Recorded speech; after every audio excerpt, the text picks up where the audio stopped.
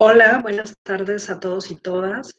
Es un gusto poder compartir con ustedes aquí el día de hoy en este primer coloquio regional del Norte de Historia y Estudios del Libro que organizan la Universidad Nacional Autónoma de México a través del Instituto de Investigaciones Bibliográficas y la Facultad de Artes de la UABC. Y pues especial agradecimiento a la doctora Marina Garone y a la doctora Patricia Medellín por esta invitación a participar en esta mesa. Les quiero compartir que el texto que les voy a leer el día de hoy tiene que ver con mi propia experiencia como creadora de libros de artista y como artista visual. Voy a presentarles en unos momentos para que puedan irme siguiendo en esta presentación que les tengo. Mi texto se titula Laberinto, el libro de artista como registro del proceso creativo. Mi primer pasión entrañable con los libros se encuentra diseminada en mi memoria a través de tres experiencias. La primera, cuando mi madre me regaló mi primer libro, Juan Salvador Gaviota. La segunda, con el libro De la A a la Z por un poeta. Y finalmente, mis amados libros de opción múltiple que me permitían a la edad de 8 años imaginar, soñar y viajar y elegir mis destinos favoritos o tal vez construir mi propia narrativa. Juan Salvador Gaviota fue leído entre mis manos en fragmentos por algunas tardes, en partes de arriba abajo y sin ningún orden. Lo tomaba varias veces entre mis manos para ver sus ilustraciones. Al ser mi primer libro, nunca lo leí de manera ortodoxa. Lo compuse en mi mente a través de fragmentos, lecturas dispersas, anécdotas con mi madre, mi familia y la multiplicidad de historias que me contaba a mí misma a través de los dibujos del libro. Tenía 5 años. Recuerdo que esta experiencia me conectaba con el mar, con un tío abuelo llamado Juan y con otro tío llamado Salvador. La historia se convirtió en historia familiar, en mi propia narrativa. Me uní en memoria familiar y experiencia a través de sus páginas. Mi madre, al ver mi gusto por la lectura, estaba atenta a esta fascinación. Una mañana se anunció en la televisión el lanzamiento del libro De la A a la Z por un poeta, de Fernando del Paso, por allá en 1988. Para aquel entonces ya tenía 6 años. Creo que me quedé congelada frente a la televisión por unos minutos, escuchando a la locutora explicar en qué consistía esa publicación. Mi madre me preguntó si quería irlo a buscar al único Sanborns que existía en aquel momento en Mexicali. Ya imaginarán, llegar era toda una aventura. Fuimos en camión, solo las dos a buscar el libro. Para mi suerte lo tenían. No tardé nada en leerlo y revisarlo de un centón. Decenas de veces recorrí sus páginas emocionada por la poesía y su conjunción con las imágenes. Bajo estas experiencias significativas, al llegar a tercero de primaria, conocí los libros de opción múltiple de la editorial Timún Más. Los amé. Comenzaba las historias y después tenías que decidir por el protagonista. ¿Seguir un camino o abrir el tesoro? Me daba el tiempo para leer todas las posibilidades. Me llevaba de la escuela a casa todos los libros posibles para continuar las lecturas. Eran para mí un punto de fuga, para escapar e imaginar mundos posibles. A partir de ahí, mi relación con la lectura y las imágenes me siguieron hasta ese momento. Los libros de artista, en la formalidad de su nombramiento, aparecieron en el 2003 para mí, cuando realicé mi primera obra en la universidad. Sin embargo, creo que un libro de artista comienza en la mente, en el proceso de imaginación y creación de imágenes. En ese sentido, tal vez con Juan Salvador Gaviota experimenté mi primera obra. La multiplicidad de formas que un libro de arte puede optar es vasta. Existe el libro seriado, el libro biombo, el libro que se despliega, el libro objeto, entre otros. La clasificación de los libros de arte va más allá de las páginas cubiertas, títulos, encuadernación, ilustraciones, tipografía. Quizá lo que determina su clasificación y aumenta lo que representa su gran potencial, más que cualquier otra cosa, son las demostraciones de su sensación de lectura. Solicitan ser leídos de forma diferente al resto de libros. Explorar más allá de las convenciones lógicas del lenguaje y de la racionalidad de la página impresa en 2 dimensiones. Crespo, 2012. Esta ambivalencia de su existencia fue un proceso largo y más emblemático durante el siglo XX. Si bien no es menester de este texto adentrarnos en su historia, sí nos gustaría anunciar la obra de Marcel Duchamp como una nueva territorialidad para el arte. En la obra La Caja Verde de 1934, compuesta por cartón, fotografía en blanco y negro, telas, notas manuscritas y dibujos realizados entre 1911 y 1915, todos estos fragmentos contenidos en una caja color verde olivo de 33 por 28 por 2.5 centímetros. Contienen pistas, fragmentos para ser entrelazadas y narradas. Es aquí, como menciona Crespo, que estos elementos nos invitan a ser leídos como un libro, a desentramar la historia posible. Es aquí, en este espacio de posibilidad de narraciones, que nos gustaría detenernos para atisbar en este lugar de posibilidad un laberinto entramado por el artista. Este entramado representa el mismo proceso creativo que encarna el artista al realizar un libro de arte. Para analizar este laberinto retomaremos el mito de Minos y el Minotauro, como imagen potencial para desentrañar el sentido metafórico que deseo construir. Desde el análisis hermenéutico de G. D. Páez Casadiegos, entrelazaré el sentido del inconsciente, el espacio del saber, el espacio extático y espacio de poder que encarna un laberinto. Por otro lado, adentrarnos en los contenidos del inconsciente, el descubrimiento de la mente creadora, el yo como proceso espiritual y las atrocidades del poder representadas por el Minotauro en este mito griego. Poco a poco iremos hilvanando estas imágenes con la experiencia de creación de un libro de artista. El mito al que hacemos referencia versa sobre Minos, un gobernante de Creta, isla griega ubicada en el mar Mediterráneo. Este líder político disputaba a sus 2 hermanos el derecho a gobernar, por lo que pide al dios Poseidón, dios del mar, que le realice el favor de mantenerlo en el poder. El dios responde entregándole un toro blanco que hace salir de las aguas intensamente azules del mar Mediterráneo. Ante tal prodigio, Minos recibe el trono y conduce al toro a sus establos, no sin antes prometer a Poseidón que lo ofrendaría en las siguientes festividades. Llegado el momento del sacrificio, Minos sucumbe ante la belleza de ese toro y sacrifica a otro ejemplar. Poseidón, molesto por el incumplimiento de la promesa, castiga a Minos a través de su esposa Pasífae. Ella comienza a sentir una gran pasión por ese toro blanco. Pasífae sucumbe ante su pasión para finalmente dar a luz a una criatura mitad hombre y mitad toro. Este monstruo es encerrado por orden de Minos, quien pide a Dédalo construir un laberinto para esconder en su interior al Minotauro. Para no permitirle perecer al interior de este lugar, debía ser alimentado con carne humana, suministrada por la ciudad de Atenas, quien a manera de tributo empoderaba a Minos como líder. Androgeo, hijo de Minos, muere durante unas fiestas en Atenas en una situación confusa. Y para evitar una revuelta, Atenas otorga un tributo de 7 doncellas y 7 jóvenes nobles que serían ofrecidos al Minotauro. Si alguno de estos jóvenes lograba matarlo, Atenas se liberaría del tributo y el héroe sería el nuevo rey de Creta. En este grupo, Teseo, hijo de Egeo y rey de Atenas, se había ofrecido voluntariamente, así que realiza una expedición de reconocimiento a la isla de Creta. En este primer viaje, conoce a Ariadna, hija de Minos.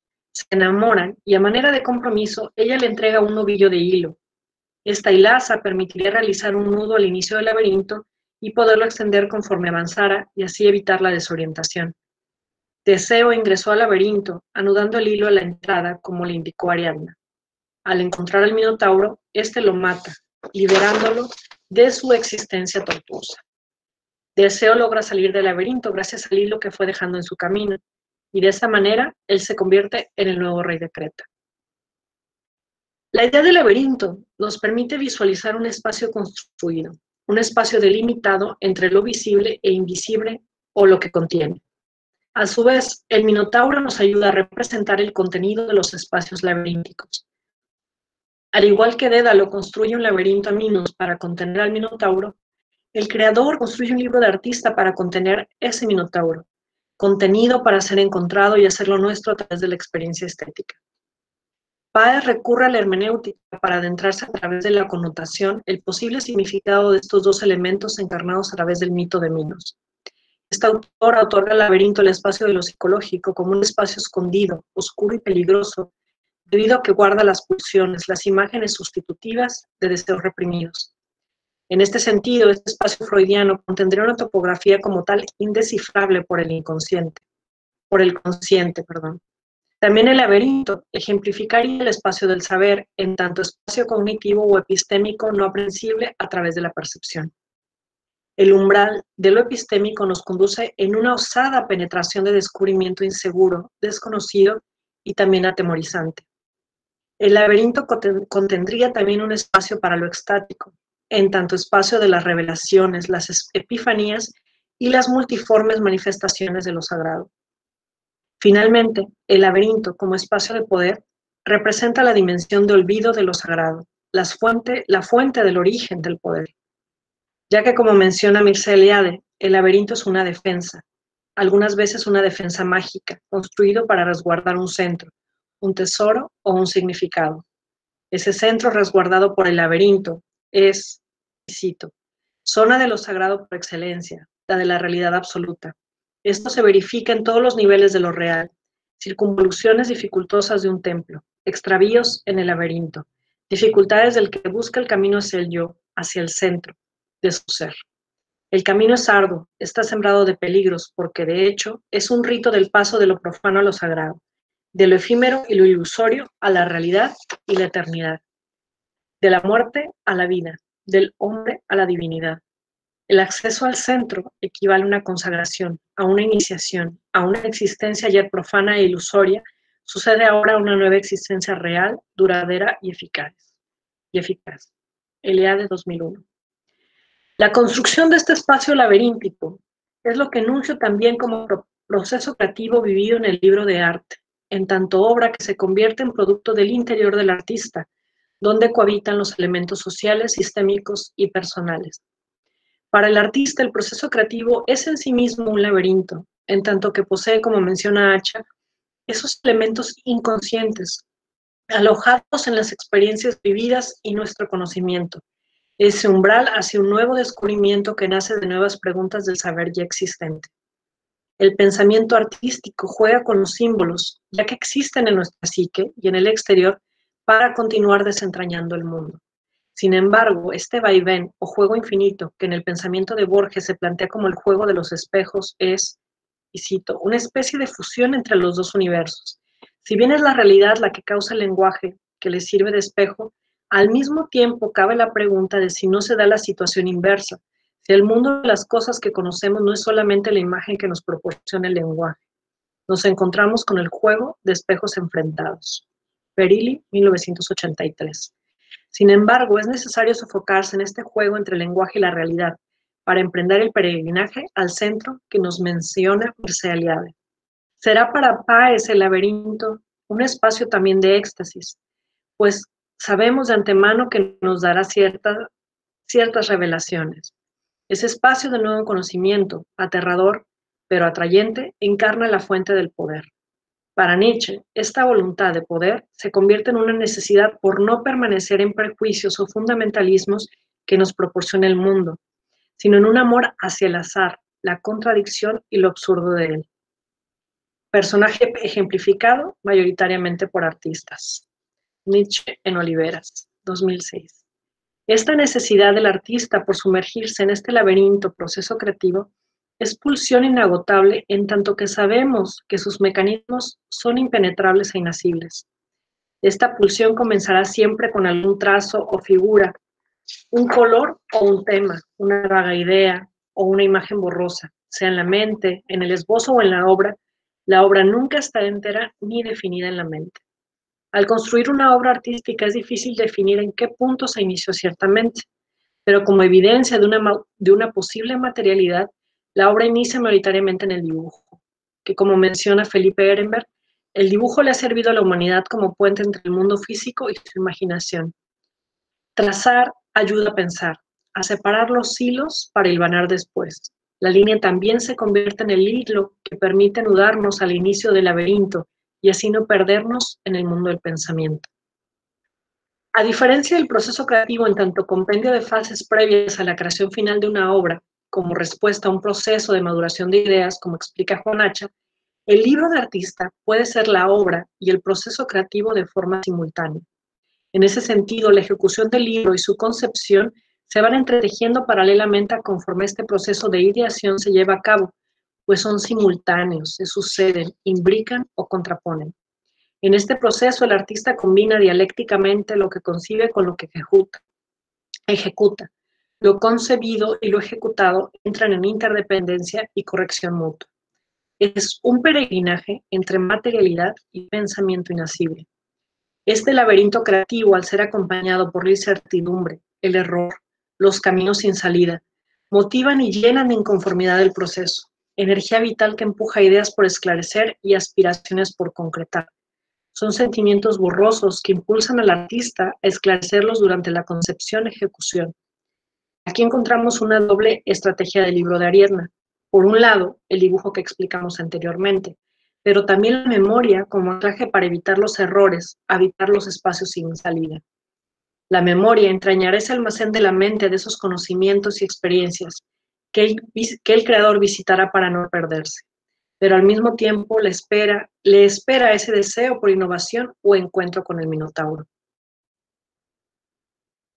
La innovación, como explica Hacha, o de que la obra se convierte en valiosa y no superflua, queda sujeta a las implicaciones con la memoria. El deseo de la creación de una obra significativa y no solo una obra que hable desde la fantasía, pues eso representaría perderse en el laberinto. Será el deseo de aportar al sentido simbólico del espacio en común con el otro.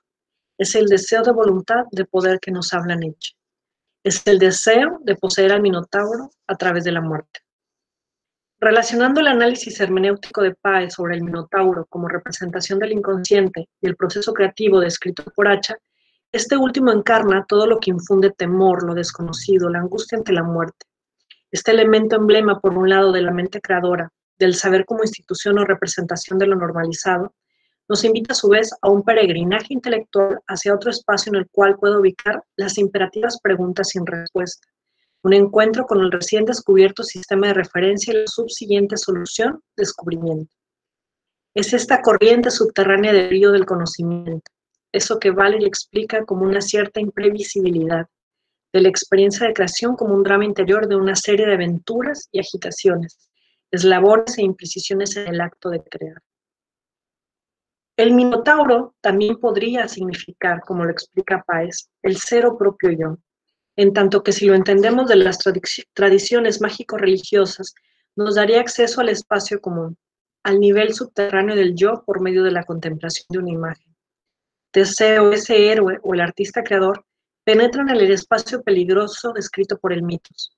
Contempla el Minotauro en la forma de los seres benéficos o maléficos. Entabla una lucha formidable con el monstruo y emerge al final victorioso con un conocimiento productor y esa experiencia interior.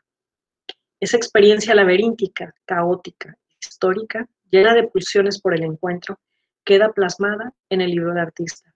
La huella, el esbozo, el texto, la imagen, será la evidencia del encuentro.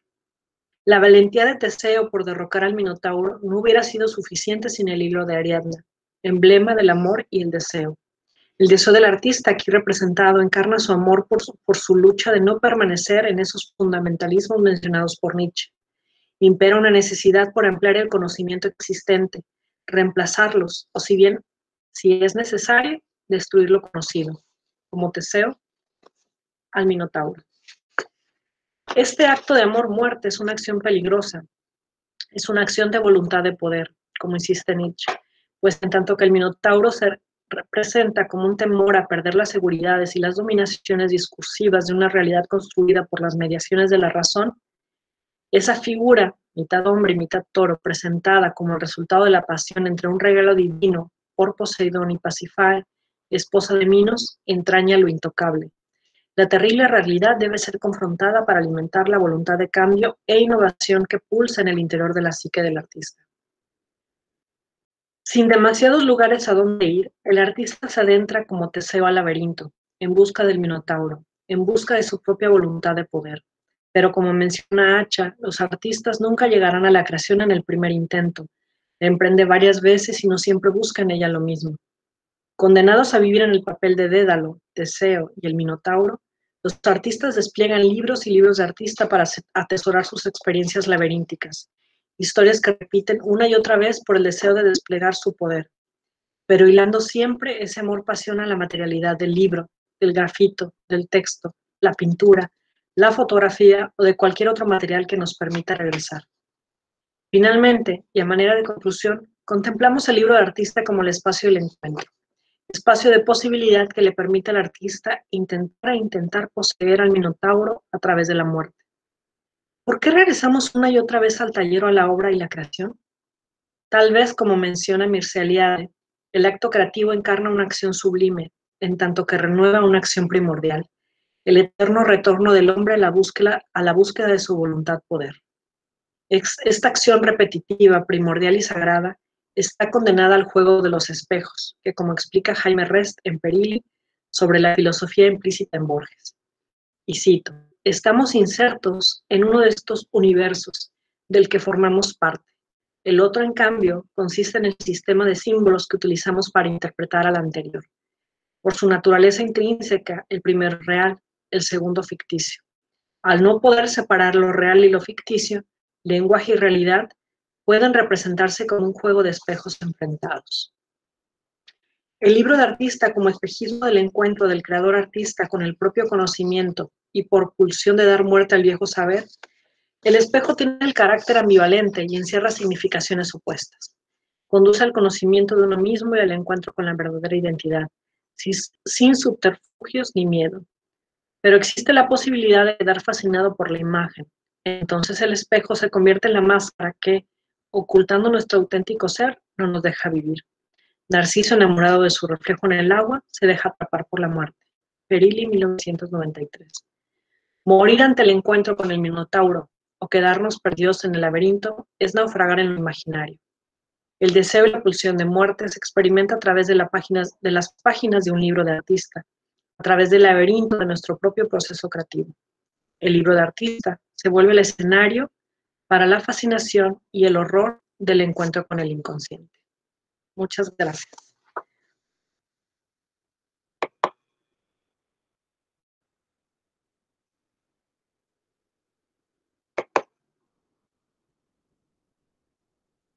Gracias.